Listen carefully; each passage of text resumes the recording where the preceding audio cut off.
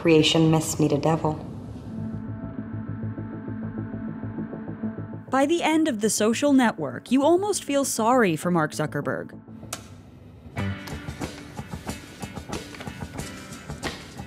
Sure, David Fincher's film about the Facebook founder suggests Zuckerberg built his empire on lies, betrayals, and selfish grabs for power. You set me up. Yet it also ends with him all alone, waiting in vain for an ex-girlfriend to accept his friend request. Fincher has called The Social Network the Citizen Kane of John Hughes movies. And like Citizen Kane, it's a tragedy, the story of how one man's ego and ambition got him everything he wanted, but nothing he needed. We're done for the day. Yeah, I was just sitting here. Unlike Citizen Kane, which only takes loose inspiration from tycoons like William Randolph Hearst and Joseph Pulitzer, The Social Network isn't fiction. It aims to tell a true story about how Facebook became one of the most powerful companies in the world. But Aaron Sorkin's screenplay does take certain liberties with that truth. You're obsessed with finals clubs. It gives Zuckerberg's story a dramatic scope that, despite painting him as cold and ruthless, also humanizes him, inviting our natural sympathies. And this story has affected how we perceive the real Mark Zuckerberg, with real-world consequences. Here's our take on how The Social Network turns Mark Zuckerberg into a character, and what responsibility the movies have when it comes to shaping our impressions of real-life people.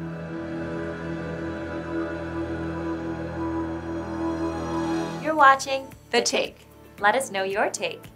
This video is brought to you by Mubi, a curated streaming service showing exceptional films from around the globe. It's like your own personal film festival, streaming anytime, anywhere.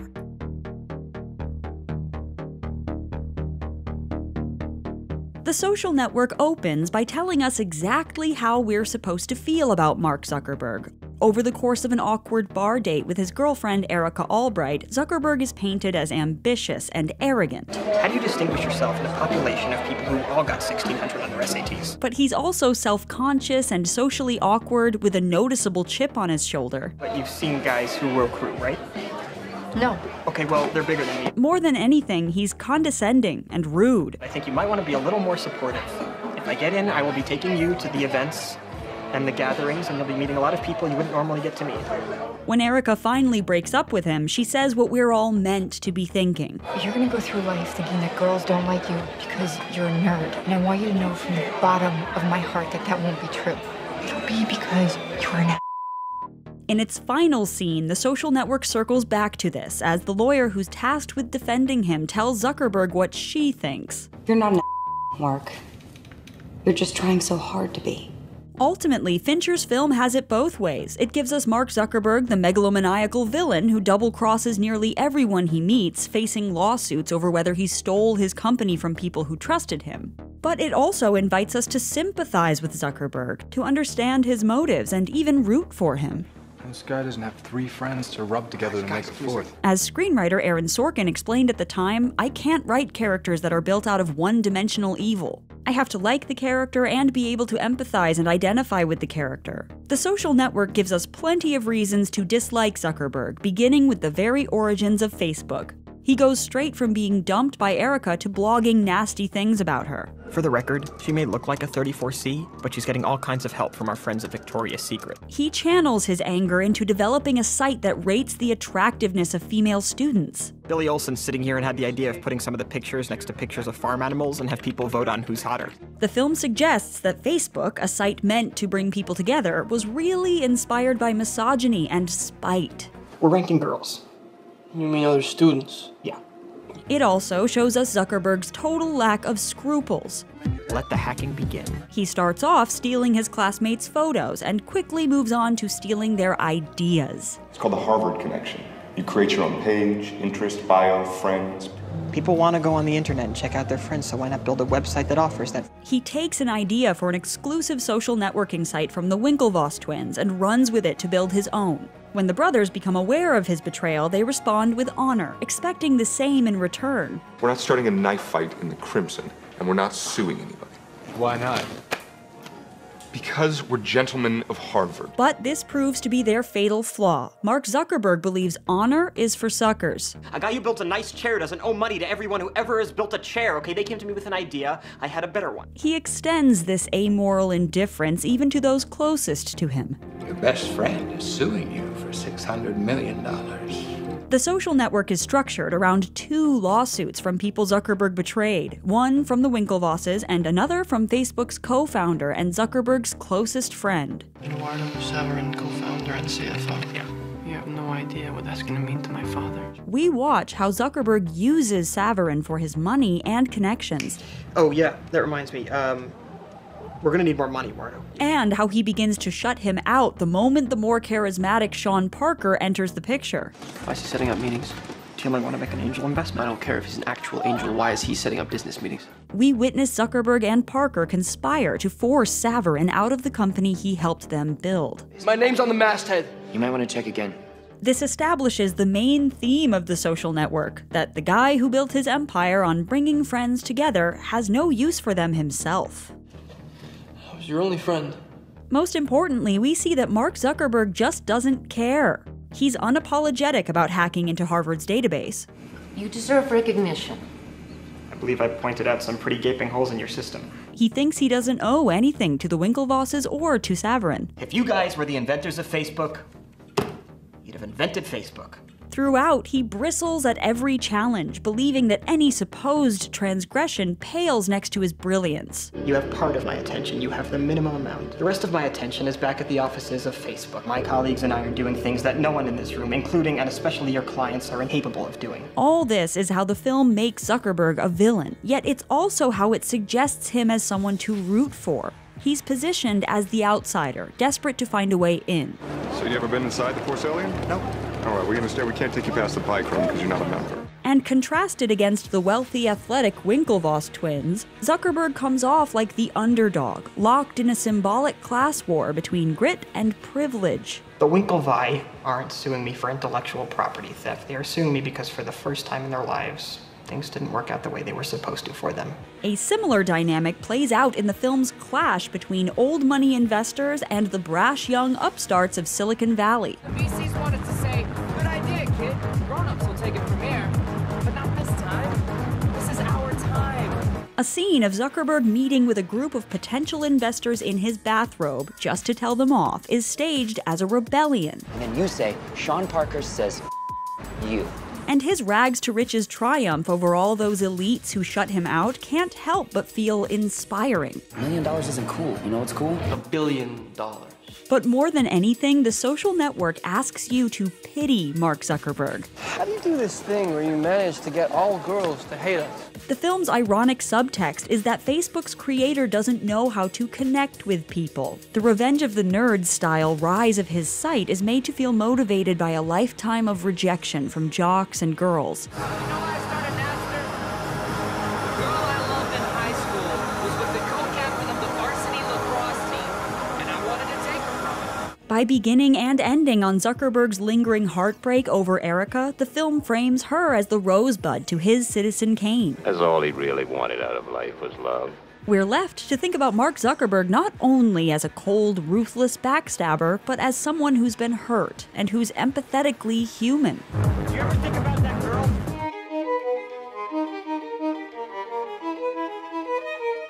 I'm not a bad guy.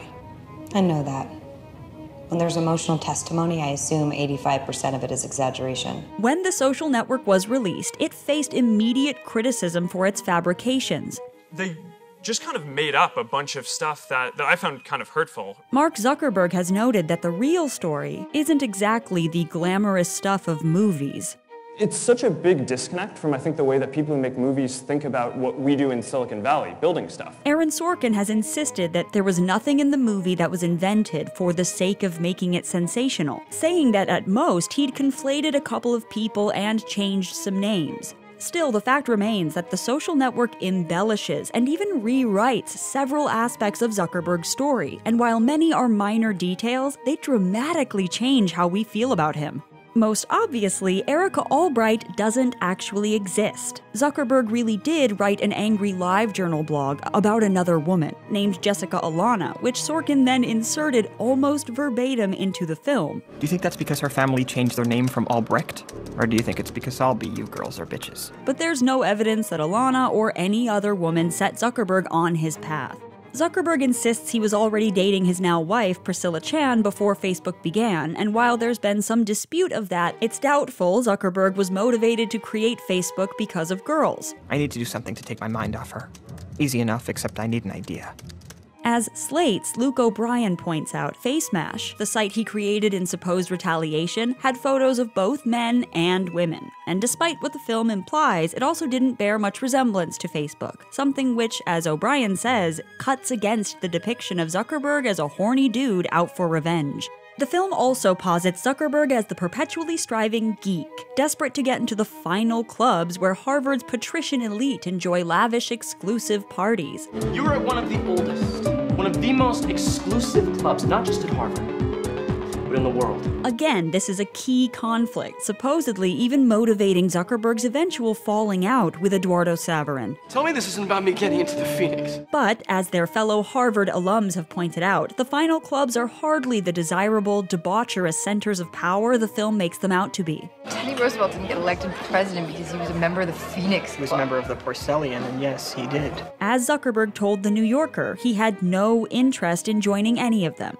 His former classmate Nathan Heller also disputes the idea that Zuckerberg was the kind of neurotic, tormented shut-in captured by Jesse Eisenberg's performance. Writing in Slate, Heller described Zuckerberg as outwardly friendly, often smiling, confident, inclined, if anything, to talk at outdoor volume. About the only thing they got right, Zuckerberg says, is his wardrobe. You're talking about fashion, really. The social network takes some obvious liberties for dramatic effect. It is, after all, a movie. But crucially, it creates a myth around Zuckerberg, portraying him as the unpopular geek who got his revenge on all the girls and gatekeepers who doubted him. How's it gonna look? Like my brother and I are in skeleton costumes chasing the Karate Kid around a high school gym. The real story is surely both more complicated and less sensational than that. But as Sorkin himself told New York Magazine, I don't want my fidelity to be to the truth, I want it to be to storytelling. This is a common thread in Sorkin's works. You can't handle the truth! His 2015 film about Apple founder Steve Jobs similarly portrayed him as tempestuous, petty, and vindictive, and it was met with a similar backlash from those who'd actually known him. Again, Sorkin defended the film as not being a straight biopic, but a story. There's a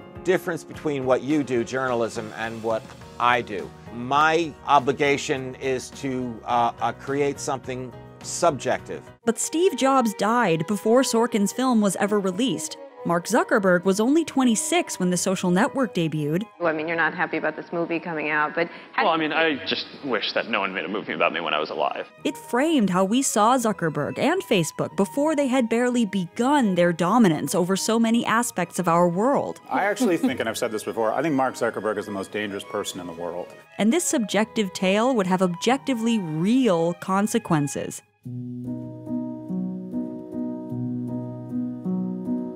The internet's not written in pencil, Mark, it's written in ink. To Aaron Sorkin, the subject of The Social Network is almost incidental. From a plot standpoint, you could have told the same story about the invention of a really good toaster, Sorkin told Wired in 2010. Everyone at Harvard's inventing something.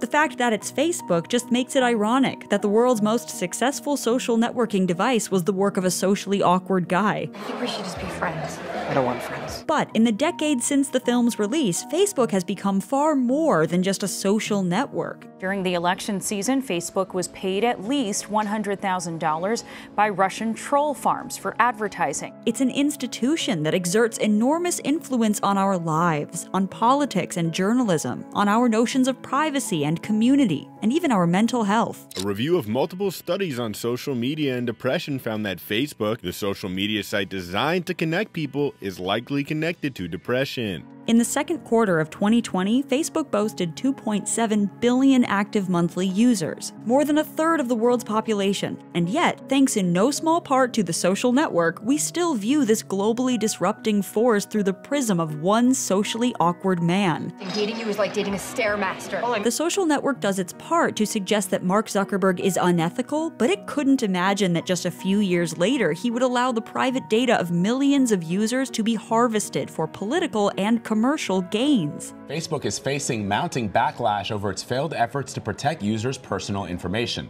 It portrays him as a rebel upending the status quo, but it couldn't predict how this attitude would lead to Facebook all but destroying journalism or disseminating the lies and hate speech that have poisoned our elections and even inspired a genocide. Mark Zuckerberg, not guilty of genocide in Myanmar as of this taping. By all accounts, Facebook absolutely did inflame pre-existing tensions there. To be fair, no one could have predicted the impact Facebook would have, but as the Daily Beast's Tarpley Hit pointed out, the social network still ends up mapping the motivations of a now omnipresent global corporation onto the insecurities of a single impish boy. Its portrait of Zuckerberg as a geek underdog increasingly rings hollow in a world dominated by nerd culture, and where those nerds have only weaponized their sense of victimization in ways that prove dangerously toxic. You write your snide shit from a dark room because that's what the angry do nowadays. Its overarching themes about the dangers of giving enormous power to the unscrupulous and the vindictive still ring true.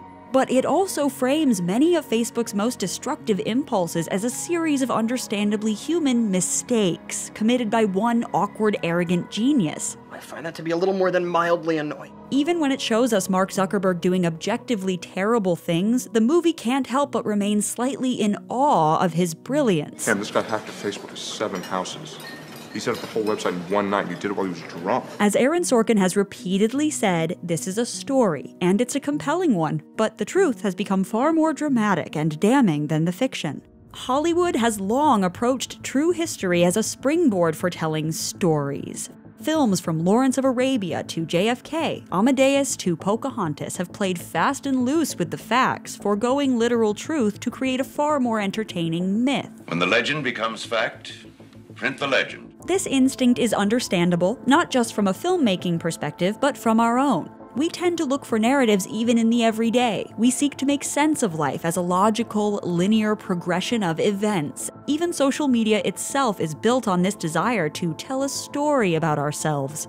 It is the true digitalization of real life. But with few exceptions, most biographical films are made after their subjects have died. And nearly all of them concern stories that are already complete. By telling Mark Zuckerberg and Facebook's story when it had barely just begun, the social network ended up creating a narrative that's continued to impact how we view him and his company. We still see Mark Zuckerberg as a larger-than-life character on a mythical journey, rather than a businessman who became one of the most powerful people in the world largely through accident, and who continues to exploit just how little we actually know about him. You've proven that we cannot trust you with our emails, with our phone numbers. So why should we trust you with our hard-earned money? Even Aaron Sorkin himself seems to recognize that the social network may have told the story of Mark Zuckerberg a tad prematurely. There should be a sequel. Any follow-up film would hopefully seek to address how the myth that the social network created actually fed into Facebook's continued rise to power. But whether they make a sequel doesn't really matter. We're still living it. Welcome to Facebook. If you're new here, be sure to subscribe and click the bell to get notified about all our new videos. This video is brought to you by Mubi, a streaming service we love. Mubi is a treasure trove of films. Every day, Mubi premieres a new film. Whether it's a movie you've been dying to see or one you've never heard of before, there is always something new to discover. So in this world where it's very easy to spend hours debating what you should watch, Mubi is like having a really cool friend with amazing taste in movies, making it so much easier for you. They feature hard-to-come-by masterpieces, indie festival darlings, influential art house and foreign films, lesser-known films by your favorite famous directors, and more. Plus, you can even download the films to watch offline, and there are no ads, ever. This month, you can check out Mubi's retrospective dedicated to the renowned directors behind the first wave of new Taiwanese cinema. The series features Hao Xiaoshen's semi-autobiographical drama A Time to Live and a Time to Die, and Edward Yang's groundbreaking film The Terrorizers. We can't recommend Mubi highly enough. You can try it out now for free for a whole month. Just click the link in the description below.